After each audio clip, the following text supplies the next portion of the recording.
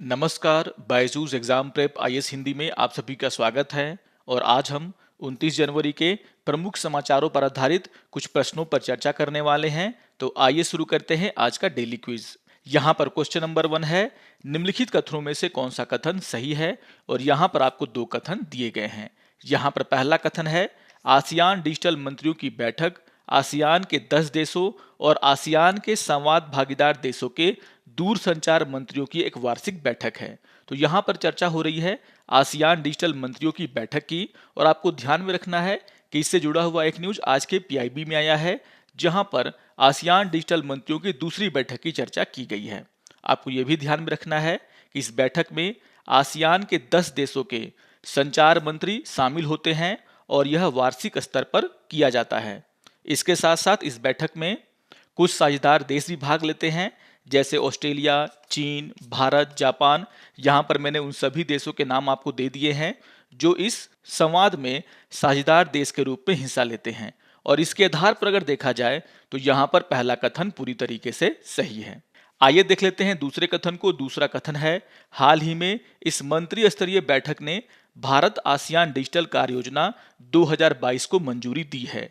जब आप इस न्यूज को पढ़ेंगे तो यहाँ पर बताया गया है कि इस दूसरी बैठक में भारत आसियान डिजिटल कार्य योजना 2022 को मंजूरी दी गई है। यानी कि यहाँ पर जो दूसरा कथन है वो भी पूरी तरीके से सही है। और इसीलिए क्वेश्चन नंबर 1 का आंसर होगा आपका ऑप्शन नंबर सी। यहाँ पर दोनों के दोनों कथन सही हैं। तो इस न्यूज को आप लोग ध्यान से पढ़ लेंगे, बहुत ही इंपॉर्टेंट न्यूज है ये। आइए अब क्वेश्चन नंबर 2 पर चर्चा कर लेते हैं। क्वेश्चन नंबर 2 है, आमतौर पर दो देशों के बीच एक मुक्त व्यापार समझौता यानी कि फ्री ट्रेड एग्रीमेंट में निम्नलिखित में से किस क्षेत्र को शामिल किया जाता है। और यहाँ पर आपको 5 पॉइंट दिए गए हैं। अगर हम मुक्त व्यापार समझौते की बात करें, उसमें दो देशों के बीच वस्तुओं में व्यापार, सेवाओं में व्यापार, निवेश, बौद्धिक संपदा के अधिकार और उसके साथ साथ स्वच्छता और पादप स्वच्छता उपाय को भी शामिल किया जाता है। और इसके आधार पर अगर देखा जाए तो क्वेश्चन नंबर 2 का आंसर होगा आपका ऑप्शन नंबर डी। यहाँ पर सारे के सारे पॉइंट शामिल किए जाते हैं जब भी कोई दो देश एक दूसरे के साथ कोई भी फ्री ट्रेड एग्रीमेंट करते हैं। तो याद रखिएगा क्वेश्चन नंबर 2 का आंसर है आपका ऑप्शन नंबर डी। इससे जुड़ा हुआ एक न्यूज कल के पीआईबी में आया है, जहां पर भारत और ब्रिटेन के बीच में एक मुक्त व्यापार समझौते को लेकर के पहली दौर की वार्ता संपन्न की गई है। और यहां पर भी आप देख सकते हैं कि इस वार्ता में लगभग 26 नीतिगत क्षेत्रों को कवर किया गया है, जिसमें वस्तुओं का व्यापार, वित्तीय सेवा, दूरसंचार, बौद्धिक संपदा, सीमा शुल्क, स्वच्छता और साइकोसैनिटरी उपाय, व्यापार में तकनीकी बाधाएं, ये सभी जो है इसमें शामिल किए गए हैं। और इसके आधार पर भी आप अगर देखें तो यहाँ पर जो पांचों के पांचों पॉइंट हैं वह एक मुक्त व्यापार समझौते में शामिल किए जाते हैं। तो ध्यान रखिएगा क्वेश्चन नंबर 2 का आंसर है आपका ऑप्शन नंबर डी। और इस न्यूज को भी आप लोग जरूर ध्यान से पढ़ लेंगे। आइए अब क्वेश्चन नंबर 3 पर चर्चा कर लेते हैं। क्वेश्चन नंबर 3 है, निम्नलिखित कथनों में से कौन सा कथन सही है। और यहाँ पर आपको 3 कथन दिए गए हैं। यहाँ पर पहला कथन है, धार्मिक स्थलों की यात्रा पर प्रोटोकॉल 1974 भारत और पाकिस्तान के बीच एक द्विपक्षीय समझौता है जो दोनों नागरिकों को दोनों देशों के कुछ चुनिंदा धार्मिक स्थलों पर यात्रा करने की सुविधा प्रदान करता है। तो यहाँ पर चर्चा हो रही है भारत और पाकिस्तान के बीच धार्मिक स्थलों की यात्रा पर जो प्रोटोकॉल है जो कि 1974 में साइन किया गया था, उसको लेकर के आपको यह ध्यान में रखना है कि इस प्रोटोकॉल के तहत पाकिस्तान में 15 और भारत में 5 ऐसे तीर्थ स्थल हैं जहां पर पाकिस्तान और भारत के लोग तीर्थ यात्रा कर सकते हैं। और इसके आधार पर अगर देखा जाए तो यहां पर पहला कथन पूरी तरीके से सही है। आइए देख लेते हैं दूसरे कथन को। दूसरा कथन है, यह तीर्थ यात्रियों को वीजा मुक्त यात्रा की सुविधा प्रदान करता है।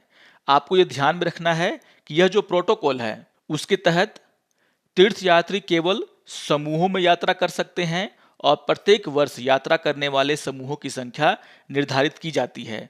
और यहाँ पर जो समूह यात्रा करने के लिए आते हैं उन्हें आगंतुक वीजा यानी कि विजिटर वीजा दिया जाता है।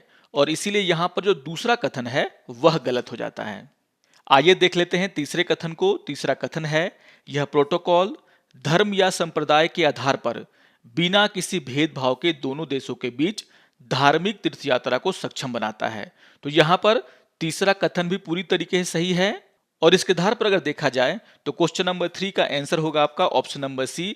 यहां पर पहला और तीसरा कथन सही है। इससे जुड़ा हुआ एक न्यूज आज के द हिंदू समाचार पत्र में आया है, जहां पर भारत के द्वारा यह कहा गया है कि भारत इस प्रोटोकॉल को अपग्रेड करने को लेकर के पाकिस्तान के साथ बात करने का इच्छुक है।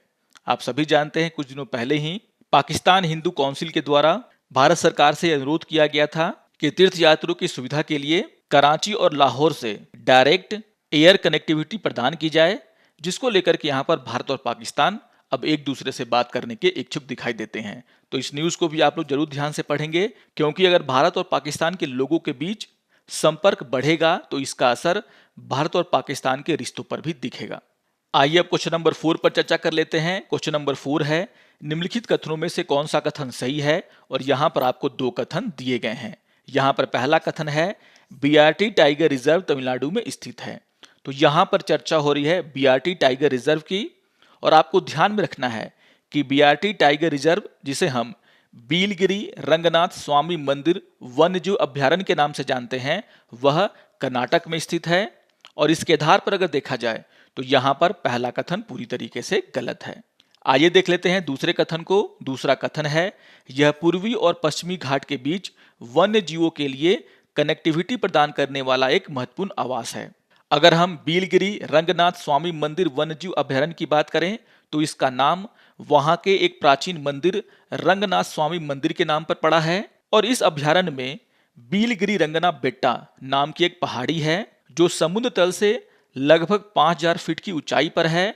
और यह पहाड़ी 16 किलोमीटर तक उत्तर से दक्षिण की ओर फैली हुई है। आप यहां पर देख सकते हैं इस फिगर में। और यह जो पहाड़ी है एक तरीके से वन्यजीव गलियारा का काम करता है, जो पूर्वी घाट को पश्चिमी घाट से जोड़ता है।